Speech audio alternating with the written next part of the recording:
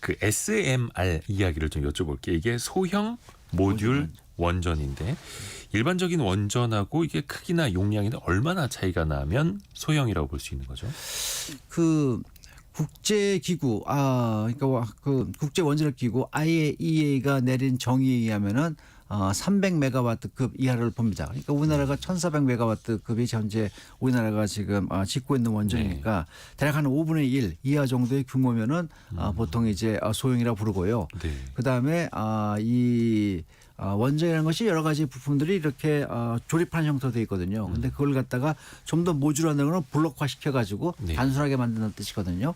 이게 단순하게 블록화 시켜가지고 단순화했다 그렇다면 이제 소형 모듈 원전이라고 이렇게 통상 부르게 됩니다. 근데 우리가 보통 이제 제조업만 생각을 하면 대량 구매, 대량 생산할수록 싸다라고 인식을 하잖아요. 네. 근데 모듈은 오히려 이제 소형화해서 가면 소형 모듈 원전으로 가면은 경제성은 어떻게 되는 거예요?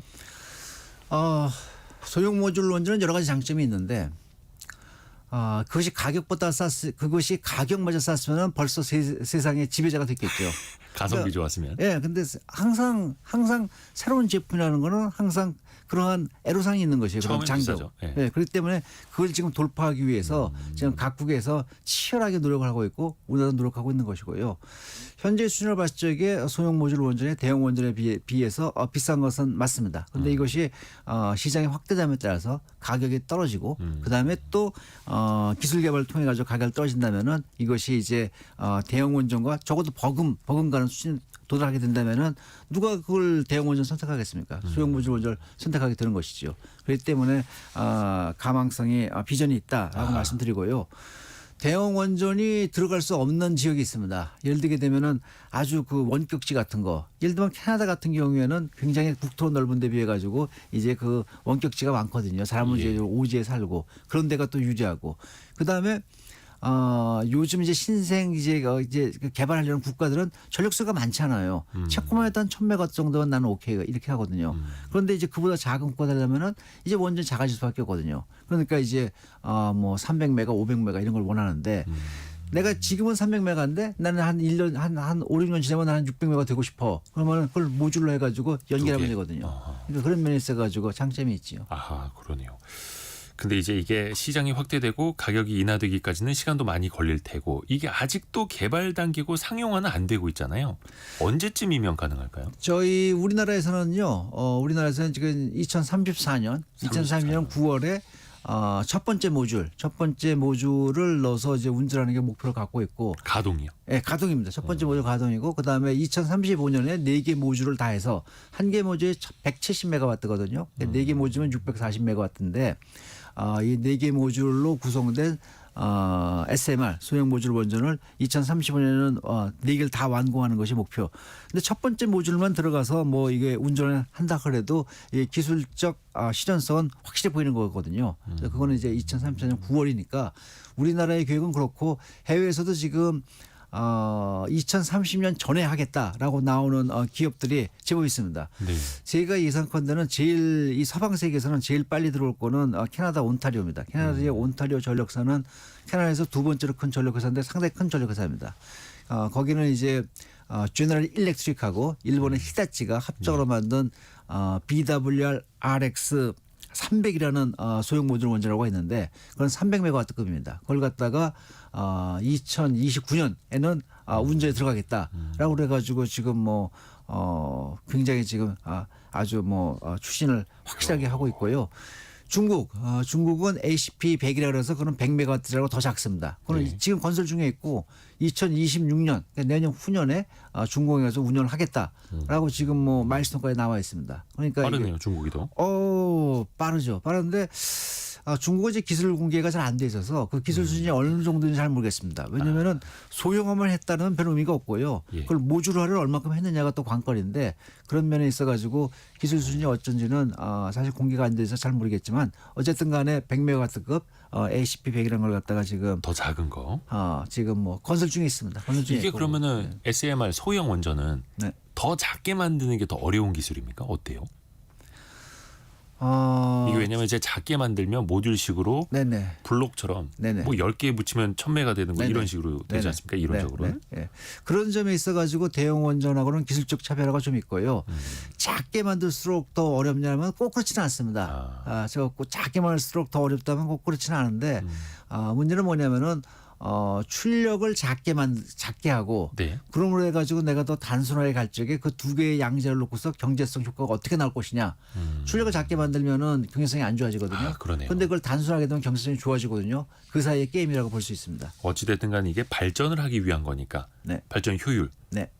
거기에 투입되는 가격 대비로 또 발전 효율이 나와야 되는 거니까요. 결과적으로는. 그렇죠. 그 세상에 기술은 많습니다. 세상에 기술은 많지만은 우리 주머니에서 우리가 살 수 있는 기술이냐 그것이 중요한 것이지요. 그러네요. 그래서 우리나라는 2034년 9월 딱 9월. 1년 남았네. 아니 10년 남았네요. 10년 남았습니다. 딱 10년 후에 SMR이 이대호 우리나라에서 앵커님 예. 아마도 보시게 될 걸로 저는 굳게 그걸 믿습니다. 봐야죠. 직접 보기는 어렵습니다만. 근데 실제로 요즘에 이제 빅테크 기업들 특히 이제 네. AI 때문에 데이터 센터 많이 짓고 데이터 센터 전력 수요 정말 많이 잡아먹는 데들이 소형 원전에 기대감을 많이 갖고 있더라고요. 실제로 투자도 많이 하죠. 맞습니다. 예, 실제로 뭐 짐 알트만인가요? 그 챗GPT 만든 그분. 샘 알트만. 예, 샘 알트만인가 그분 뭐 원전 갖고서 데이터 센터를 서포팅하는 걸 하겠다 그래가지고 투자도 하고 있고요.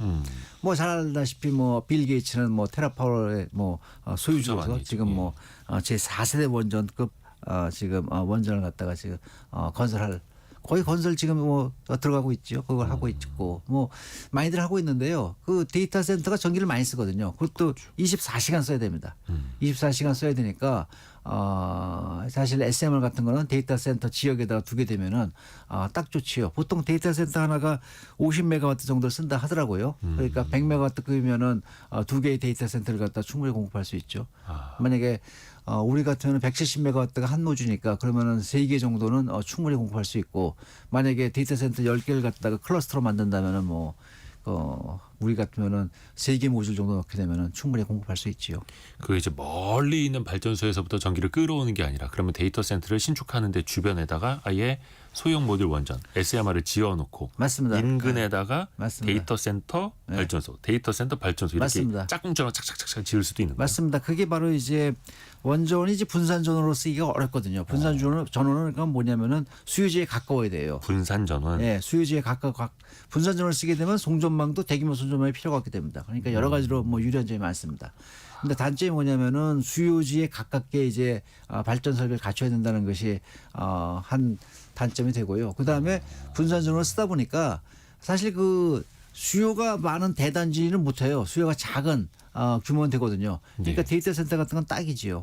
뭐 1000메가와트가 필요한 뭐 그런 대단지다. 그렇다면 그거는 사실은 뭐 분산 전원 할 필요 없이 이건 이제 중앙 집중적 대형 원전 같고 또 원격지 좀 떨어져 있다든가 아니면은 이제 뭐 특수한 목적으로 24시간 전기 공급이 계속 유지된다든가 그런 경우에 있어가지고 유용하게 활용할 수 있으니까 그래서 SMR이 세계적으로 주목을 받고 있는 것입니다. 그럼 이 소형 모듈 원전 SMR은 일반 원전 대비 더 안전하다고 말할 수 있나요? 당연히 안전하니까 또 뭐 이게 그 수요지에 가깝게 지을 수가 있는 것이죠. 예.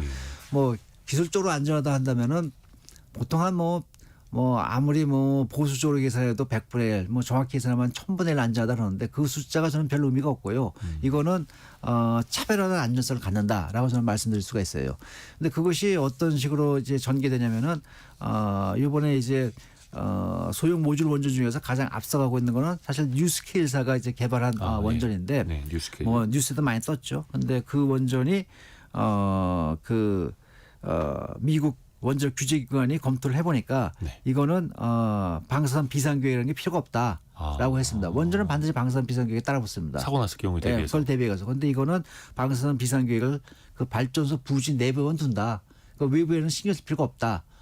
그 외부에는 신경 쓸 거 없이 발전소 뭐 부지 내부에서만 잘 관리하면 된다라는 결론에 도달했거든요.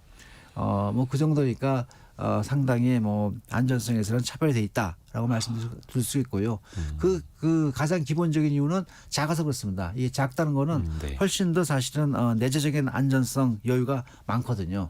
뭐 이대호 앵커님도 뭐 아시겠지만 고속도로에서 트럭과 승용차는 그 제한 속도 다릅니다. 트럭은 100km고 수용차는 110km죠. 그게 뭐냐면은 수용차는 트럭에 비해 가지고 좀 더 기민하게 문제가 발생했을 적에 피할 수도 있고 제동거리도 짧고. 제동거리도 짧고 그렇기 때문에 그렇게 맞춰서 규제를 갖다가 하는 것이거든요.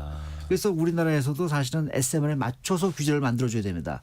근데 현재 우리나라는 SMR에 맞는 그런 규제가 없어요. 이게 몸에 맞는 옷을 걸쳐야지만 이렇게 규제를 딱 잡아줘야 되는 것인데 그게 없어서 규제기관에서도 지금 규제 요건을 개발하고 있는데 그 규제 요건을 갖다가 좀 한 발 앞서서 빨리빨리 좀 정립을 해줘야지만이 설계자들이 혼란 없이 갈 수가 있습니다. 그래서 그 역할이 중요한데 열심히 해주길 바랍니다. 오늘 그 원전의 그 경제성 또 원리 또 SMR에 대해서도 정말 많이 배웠습니다. 중앙대 에너지 시스템 공학부 정동욱 교수와 함께했습니다. 말씀 고맙습니다. 네, 감사합니다. 도움이 감사합니다. 되시기 바랍니다. 고맙습니다.